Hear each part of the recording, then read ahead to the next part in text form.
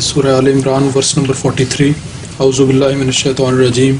Wa iz qalatil malaikatu ya Maryamu inna Allaha astafaki wa tahharaki wastafaki ala nisa'il alameen. That's right. And remember when the angel said, O Mary, Allah has chosen thee and purified thee and chosen thee above all women of the time. أريد أن أسأل ما هو معنى اصطفاكي؟ Istafake? Istafaki. Like it, the same word is used in relation to so many other people, like prophets of God, whom Allah istafa. This means He made him or her His own. He preferred a person to make him His own. That is the scenario created by the word istifa. And it is in this connection that the word istifa is mentioned here.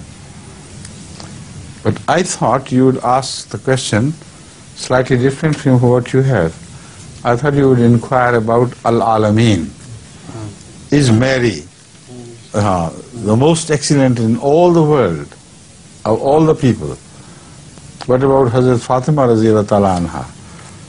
What about Hazrat Khadija? And so on and so forth.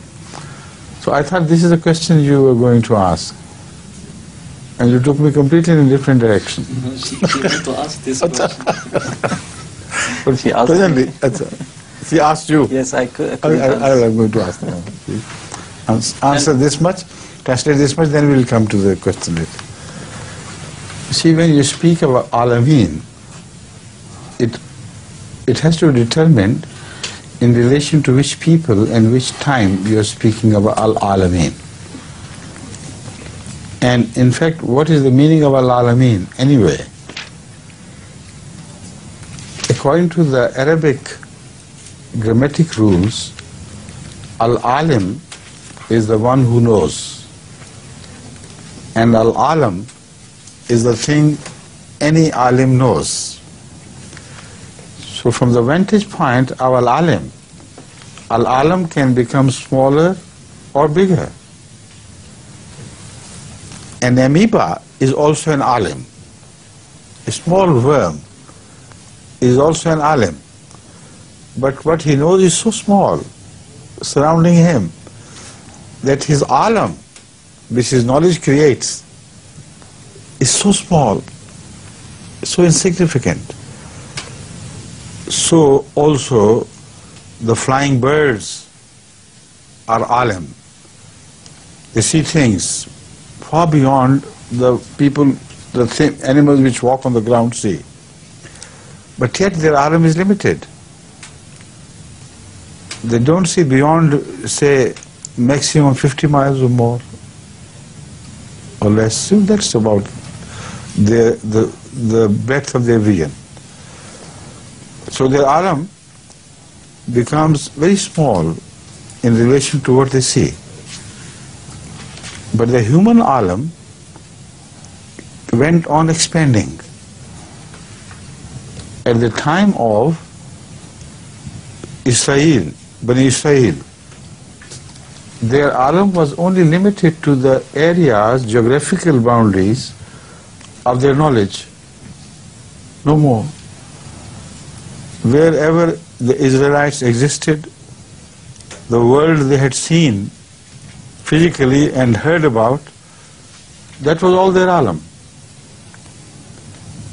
But it kept on expanding with the growth of knowledge until when Galileo invented for the first time that telescope.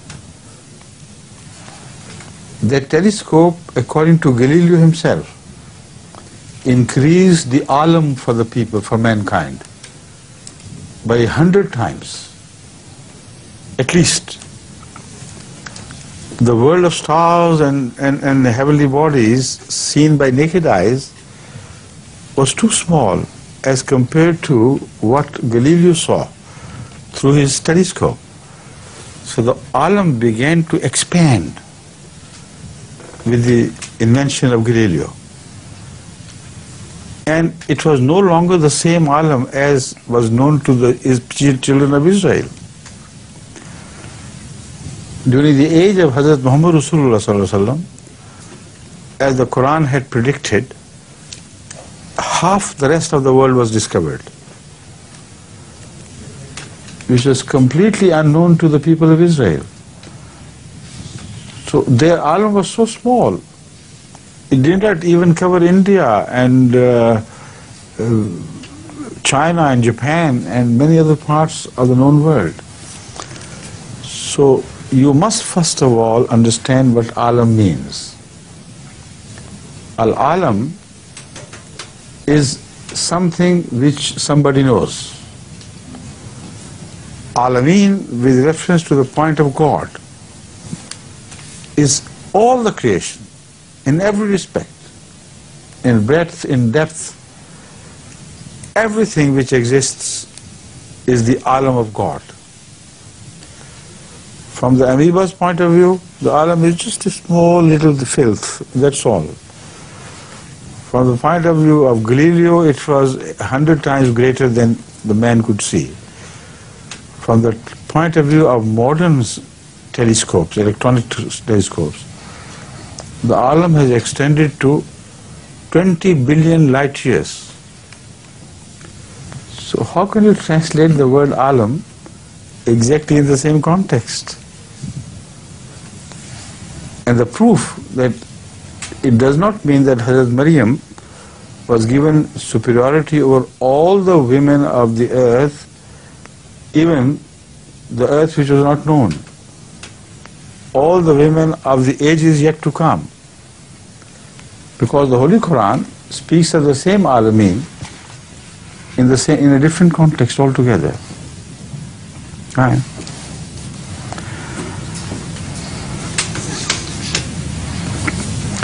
First of all, remember this. أعوذ بالله من الشيطان الرجيم بسم الله الرحمن الرحيم يا بني إسرائيل اذكروا نعمتي التي أنعمت عليكم وأني فضلتكم على العالمين. Why didn't you raise this point? This is far more important than that as Mary. Because if this is exactly the same meaning, as Ahmad sallallahu alayhi wa sallam is made rahmatul lil alameen, then what is the difference between his people and the Jewish people? They were also the very best of all the alameen. So were they better than the Ummah Muhammadiyya sallallahu alayhi wa sallam? Certainly not. Because here the word Alameen is limited to the time when they existed. Alameen in those days were very small things.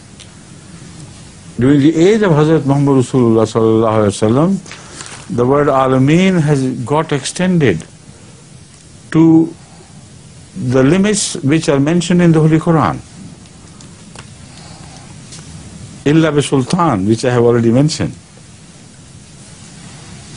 Ya ma'ashar al-jinni wal-insi in istata'tum an tanfuzu min aqtari as-samawati wal-ard fanfuzu la tanfuzuna illa bi Sultan fabi'ayyi ala'i rabbikum tukazzibun.